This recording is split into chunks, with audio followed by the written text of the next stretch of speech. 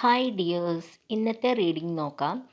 നിങ്ങൾ നേരിട്ട് കൊണ്ടിരിക്കുന്ന പ്രശ്നത്തിൻ്റെ സ്വഭാവം, നിങ്ങളുടെ ആറ്റിറ്റ്യൂഡ് അഥവാ ഈ പ്രശ്നത്തെ നിങ്ങൾ എങ്ങനെ നോക്കിക്കാണുന്നു, അതുപോലെ നിങ്ങൾ മനസ്സിൽ വെക്കേണ്ട കാര്യം എന്നിവയാണ് നോക്കുന്നത്.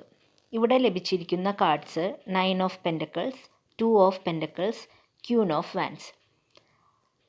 ഇവിടെ ഭൂരിഭാഗം ആൾക്കാരും അവരുടെ സാമ്പത്തിക സ്ഥിതിയിൽ പുരോഗതി ഇല്ലാത്തതാണ് അവരുടെ പ്രശ്നമായി കാണുന്നത്. ചിലർക്ക് ജോലി ഇല്ലാത്തതും ചിലർക്ക് നല്ല ശമ്പളമില്ലാത്തതുമാണ് പ്രശ്നം. നല്ല ശമ്പളമുള്ള ജോലിയൊക്കെ നോക്കുന്നുണ്ട്, ചിലത് ശരിയാകുന്നുമുണ്ടാകാം. പക്ഷേ വീട്ടിൽ നിന്ന് അകലെയായിരിക്കാം. ഹോസ്റ്റൽ ഫീസും മറ്റും ചിലവുകളും കഴിയുമ്പോൾ മിച്ചമൊന്നും ഉണ്ടാകില്ല. അങ്ങനെ ഒരുപാട് തടസ്സങ്ങളും പ്രശ്നങ്ങളും നേരിട്ടുകൊണ്ടിരിക്കുകയാണ്. എന്തു വേണം എന്ന ചിന്തയിലാണ് ചിലർ. അതായത് ഏത് ജോലി അല്ലെങ്കിൽ ഏത് മേഖലയിലുള്ള ജോലി തിരഞ്ഞെടുക്കണം എന്ന സിറ്റുവേഷനിൽ, അതായത് ഒരു കൺഫ്യൂഷൻ സ്റ്റേജ്.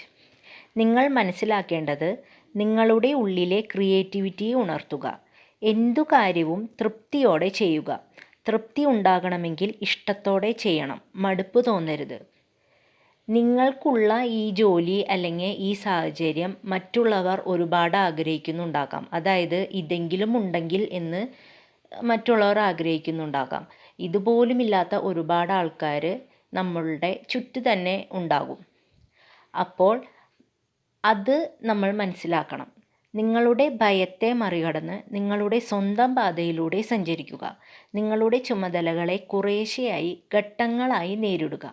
നിങ്ങളുടെ സത്യസന്ധത നിങ്ങൾക്ക് നല്ല റിസൾട്ട് നൽകിയിരിക്കും, തീർച്ച.